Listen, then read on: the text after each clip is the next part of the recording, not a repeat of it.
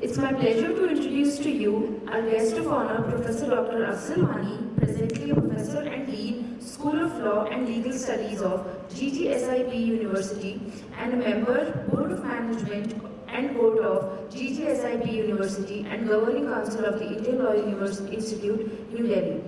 He has been a member of the 19th Law Commission of India during the period 2009 to 2012 and the Delhi Legal Services Authority and a member of some committees of National Commission for Women on certain matters like the Rihana issue, codification of personal law, and draft legislation about home nurses and other issues related to women. May I now request Professor Dr. Afzal Wani, sir, to deliver the keynote address.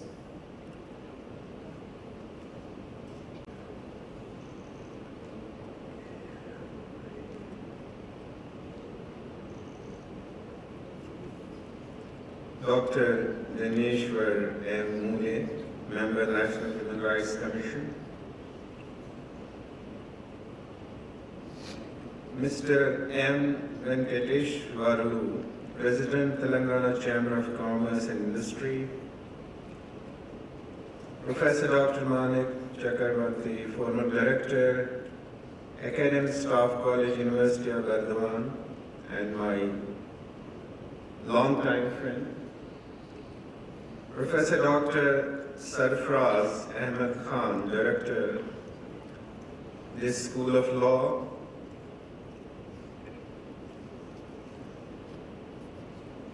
In absentia, probably Dr. Surya Deva, who could not come this way. We have Dr. Sukhvinder Singh Dari, earlier director of this law school. Dr. Anuradha Binori, then Mr. Ahmed Afaq. There are other delegates, faculty members, very, very dear students, ladies and gentlemen. I feel too much privileged to be with you this morning. I, however, want appropriate enthusiasm from the side of the delegates.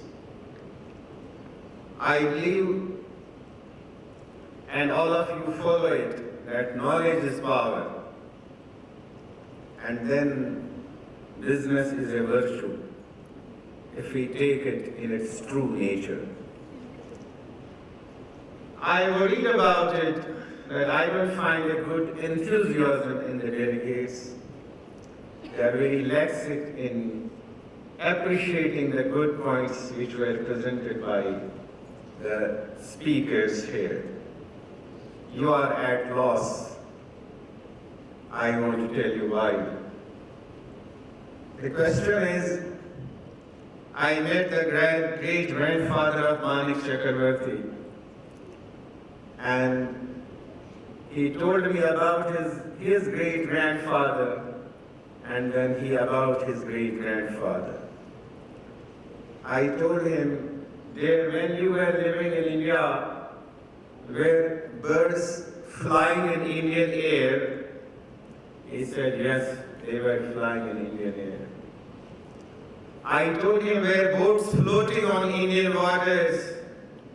He said, what sort of question you are asking? Yes, they were there. Then I asked him, how was it all happening? He said, very easy. We'll go to the carpenter, get an oar made. By the oar, we push the water backwards, and the boat gets pushed forwards.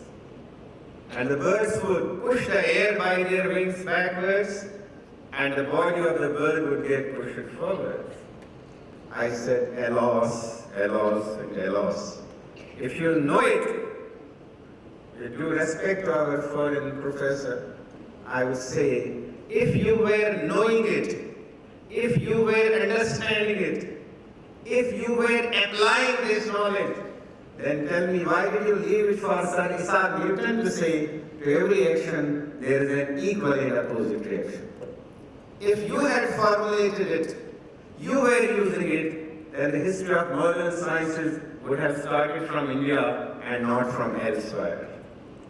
And today I find the same laxity in the students here and others in this country, that they are not observing the things, they are not trying to think and understand the things in their originality, and then they are not planning for future. That is the biggest tragedy, and that has to be met with some kind of enthusiasm which you have to do. If you don't do it, then you will always remain imitators, then you will not become the original subscribers to knowledge, you will not become the original contributors to knowledge, and you will not be the leaders of the world. Otherwise, you should have been, and you are possessing the potential. I wish that you develop that kind of tendency, that kind of enthusiasm you develop, that we ourselves examine the things around, we draw conclusions from that, we convert our traditional understanding and practice into knowledge, we write our own textbooks, we write our reference books, and then we become the contributors to the knowledge, and then only you can become contributors, original contributors to business, and then only you can become the contributors to any of the movements for human good, like the movement on human rights. And if not, then I will again say that you are the imitators, you are not the leaders, and probably the tragic is when you possess the potential to do it, then you are missing it. Please don't miss it anymore. Now you come up, you are in symbiosis. This has international perspective, and bring that Indian richness of mind, richness of thought, richness of culture, richness of application of the mind, and richness of the contribution to international jurisprudence. You bring it to the fore, and then only we will say, yes, really you are living your life, and really you can be a hope for the humanity, and you can be a hope for anybody who is suffering anywhere for any reason. Might be from excessive business kind of thing, if we call it, or might be for so many political reasons, or might be because of some geopolitics, whatever is happening in the world, then only we'll say you will understand it in its originality and reality, and you can be the contributors. And then only the purpose of this conference, organized by Ahmed Faraz and Ahmed Afaq and Sir Professor Sarfraz, that will be served, otherwise you cannot do it. This is with due submission I am saying, and you must think on it, and you must try to see that we become the contributors to the knowledge, and we become the contributors, and we become the partners in the human rights movement in the world, and we become equitable partners in the business in the world. And that's what is most needed. Why this conference? I believe that the evils which are caused by the processes of business which are going on in the world, they have started creating some pain. They have started creating some excessiveness. They have started creating some kind of atmosphere where the rights of some people are ignored. And at the top of that, we can find that there are so many people, for example, we are having child labor existing in the world in large numbers and in this country as well.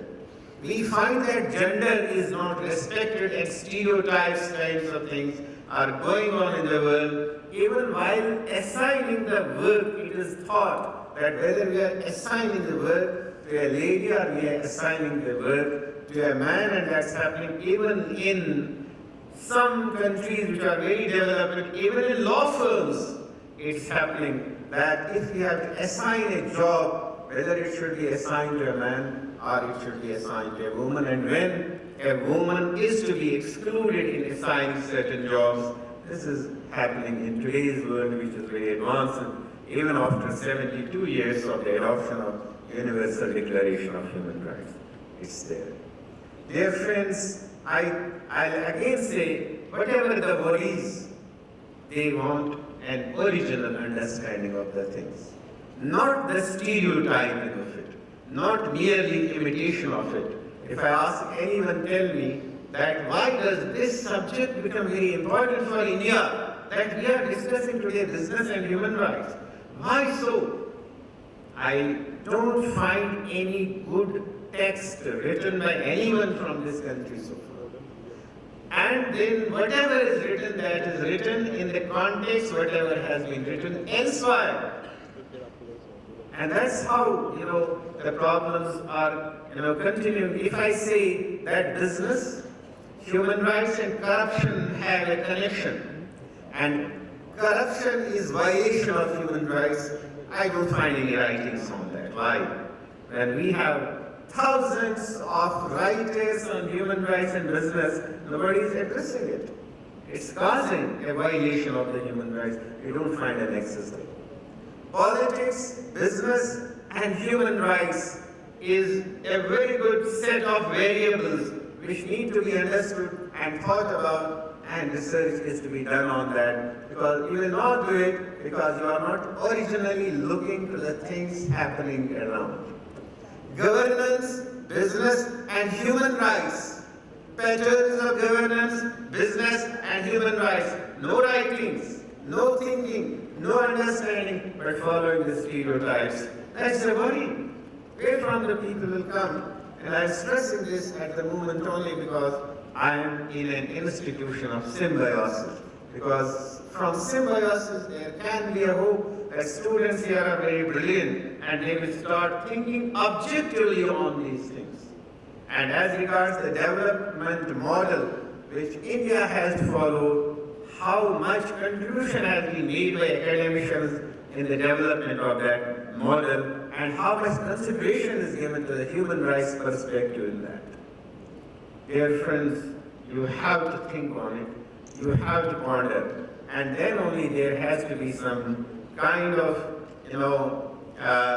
an actual movement in ensuring that whatever the schemes and whatever the principles are taken up, they are really implemented and enforced on the ground for bringing happiness to the human being, for bringing happiness to the society. When I begin with that business is a virtue, then it has many other dimensions. It's not something which will always require a provision of law. When we take a virtue has an inherent drive with it. It has an inherent incentive in it. And you are doing business for the betterment of others rather than taking the ordinary definition of it that business is done for profit. Profit is a natural outcome of it, but virtue in it gives it a different kind of setting, a different kind of orientation, and that suits the world. Now, how to make people feel that business is a virtue? How to people feel that definitely it has to be done for profit, but the virtue has to come in it.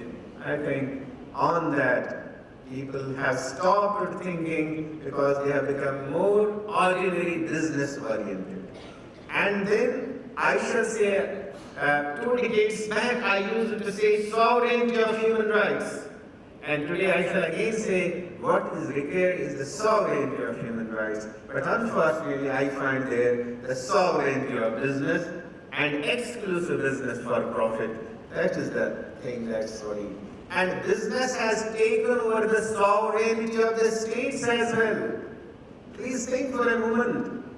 You can see that you are the part of the sovereignty of nations.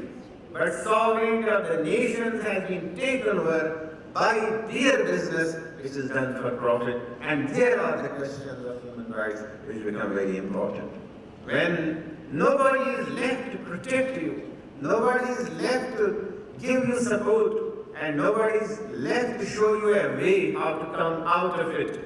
I think history is not too far when East India Company doing the business could take over the nations, could have the monopoly, could have their own policies, and then required lot of blood to be shed to get independence out of it. That's the national sovereignty. Please, that is the corporate power. That is the business power.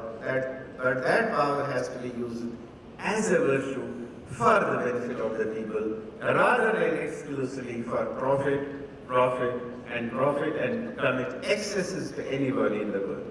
The fallout of it is that we find a lot of starvation in the world. The fallout of it is we find a lot of malnutrition in the world.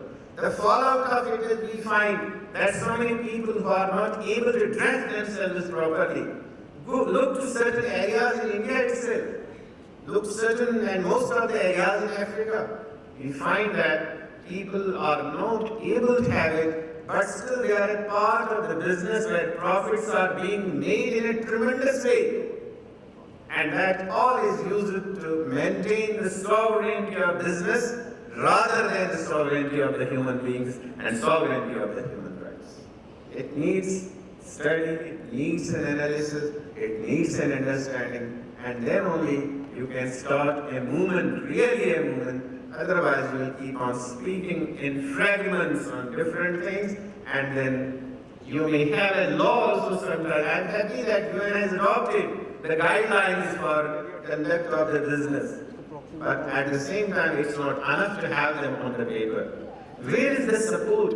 Where is the psychological support? Where is the cultural support? And then how can they be implemented on the ground? I believe that that remains a very big question because of the same reason that there is not any kind of movement within a human being. There is not a collated effort for putting the human rights in place, and they are treated as sovereign rather than any other thing is treated as sovereign. And unless that's done, you'll find that any kind of business activity, even with corporate social responsibility, cannot render any results, cannot render any facts. You will find there is a lot of manipulation in corporate social responsibility because all those who are spending that money on anything have again the same thing in mind, that is making the profit and not bringing the virtue to the things. That let me tell you that you have to believe in it. What I am saying, you have to believe in it as if these are the words coming from avatars and the prophets. You have to see the things in their real. You have to see the things in their reality. You have to actually address them, and then only you will follow it as your routine kind of work which you are doing every day, and then the human rights will become your true perception. I may ask a question to you, that when people know what's going to happen, when people understand that what can be the results, good or bad, that makes a person follow the things. I give the example of Lord Ram. When he was asked to leave the palace to go for Banbas or exile, he did not question the father, that father, why are you doing it with me? Because Vachan is yours. I cannot surrender myself before your Vachan. Why didn't he raise the question? The only reason is because Lord Ram was knowing that what is going to happen in future. What will be the result of all those things which he will be facing? What will be the lessons for the humanity out of all that what he will be struggling for? And therefore, unquestioned, he left, and all what he did, that became a lesson for the humanity, that you have to see a particular kind of behavior you have to adopt. And then, when today I say that business is going to become very coercive, business is going to take the seat of sovereignty, business is going to be very much exclusionary, sufferings will be there, then I think you have to understand it. You have not to wait for the days to come, and then when you will be taken over by the business houses, and then when you will not have any option but then to bear it and suffer it, I think this is the right moment to take it, that no, we are with business, we are with development, but at the same time, we are with human rights also, and there has to be a balanced development of the business, balanced development of the trade, and then balanced development of the nations, balanced development of the humanity and all those who are today without anything in their support. They are dying of poverty, they are dying of starvation, they are dying of hunger, and even if they are producing the food for others, if I call it the question of those who are committing starvation, who are committing suicide because of starvation, and they are not able to discharge their bank loans. The bank loan they are having against them is basically the conduct of lopsided business of banking anywhere in the world. It's not the question of only in India, though India is being talked too much, but this is the problem elsewhere also at many places. You have to look at it from those angles, and then only you'll be rightly placing yourself somewhere. It has no ends. This topic is so wide. You are this time sitting in this very palatial auditorium, but there are so many miners doing mining job in mines under effort. They can die anytime in the mine. But who is examining that whether safety measures have been taken or not? Nobody knows it. You talked of carbide, Union Carbide, then why we are doing it only after it happened, and even after this time we are not able to compensate the sufferers of the Union Carbide case? Why so? Because we are not preparatory in our nature. Industrial disasters are sure to happen if we are not too much conscious about human rights. And then who will then at that time look to the things if we don't become today conscious of it? I believe that people must start LLM programs in different universities and syllabus on the themes like business and human rights. Management studies must be taking human rights as on their curricula, and they must sensitize them so that we have a good management, good business managers who are conscious of the human rights and who treat it as a virtue ultimately. Why I talk of virtue again and again? Because today I find that we earlier used to say law is an ass. And today we say that since everything is being put on law, anything happening anywhere is taken to High Court and Supreme Court. I don't know how can the High Court and Supreme Court solve all these problems unless you develop that kind of potential within the society as well. Whether we have the culture, the psyche, the attitude of the people, that has to be that it does not create so many problems to be put every day before the Supreme Court. Dear friends, you are studying law. You have to contribute to the system even during your studies. The times have gone when you learn only from the classroom. No, you have to learn from the ground. As I was telling you, about this Newton's. You have to develop the capacity of questioning and asking the apple, why do you fall? You have to tell it, why do you fall? What is the reason? When every day is something happening, for example, a rape is taking place every day in the newspaper, it is reported. You are not able to ask it, why so? We don't find any good literature on it, why so? We don't find any social legal studies psychologically and culturally oriented that where the question will arise, where an explanation will be given why it is so happening. And that's how business is contributing to the happiness of the people in this country or elsewhere. It's a big question. Please have the courage to ask this question to yourself. And then ask a question to yourself also as a professor or a student of management and law, that why this is happening and what can be the possible explanation for that. If you are not doing that, then your effort is lopsided. You are not appropriately addressing the things. I don't know if you have that perception of this seminar, but at the same time I would say that I have to say what is most appropriate. I believe human rights is not that much the law, it is not that much economics, it is too much a movement for human dignity. And you must be so much obsessed with human dignity that you are able to ask the question in the Newtonian way, the question which may not be understood by others, which may be taken by others and why this is being asked. But the history will show it that these questions were very important. It is the human rights understanding and it is the human dignity that must be at the top of anything, and that should lead the business activities, that should lead the governance activities, that should lead the social movements, and then only you will find that yes, you are purposefully discussing business and human rights. Business has to be understood as a virtue.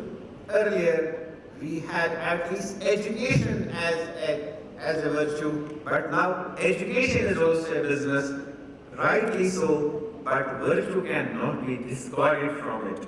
Virtue has to get into it, and you have to do that, and if you don't do it, then definitely you are at loss and you will be at loss. We are happy to have a member of the National Human Rights Commission here, and very important and good. I'll have to submit here that in one of the clauses of the functions of National Human Rights Commission is to do research in the area of human rights. I believe that they have not done so far, maybe not to my observance on business and human rights. They have come out with very good kinds of reports and other things, but I think they have focused on business and human rights, and for that they may make one of the nodal groups for research this law school of Dr. Sarfaraz Ahmed Khan, because he has taken up this topic. I think they should have some research project on business and human rights and go to the different contexts and areas rather than just repeating whatever is already available in Google and other things. I think at the Indian soil, a very, very critical and concrete kind of study is required that where business has the tendency of violating the human rights. And where maybe the businessman is honest, but the system has not been so developed that he is not conscious of the observance of the human rights. He takes development as he has made more profits, but he does not take the other part of it, that how much is the apprehension to the violation of human rights. And where is the index of happiness working? If happiness is not a human right, I would say Universal Declaration of Human Rights should be thrown aside, because it should bring happiness, and happiness only can be rewarded. And then I think Professor Manik Chakravarti did talk of the local agencies who have to get conscious about it, but at the end I'll again say that it is a note of happiness or it is a note of sadness that in students, if there is not true enthusiasm to work for human rights, if they do not understand the sensitivity of the human rights, if they do not understand the sensitivity of ignoring the human rights, then tomorrow they will themselves become the victims of the human rights violations. And that's why the responsibility is on human beings to address the human rights issue. And they have to go to any of the areas, any of the parts of it, and then unthinkable things have to be thought about, and then you will develop a positive human rights movement which can regulate business also, which can regulate state agencies also, and which can definitely regulate the international bodies also. And I'll end up by saying this thing, that you all Indians, a question will be asked to you in future, that in this process of globalization you are only talking of few things, but then we are developing a global jurisprudence. What is the contribution of Indians in that global jurisprudence? If you are so much lexic and inadvertent, you cannot contribute to the development of global jurisprudence in the real sense of the term. And that's why I give a wake-up call to all of you. Please arise and contribute to the development of future international jurisprudence that shall be definitely business friendly, but more it should be human rights friendly. Thank you.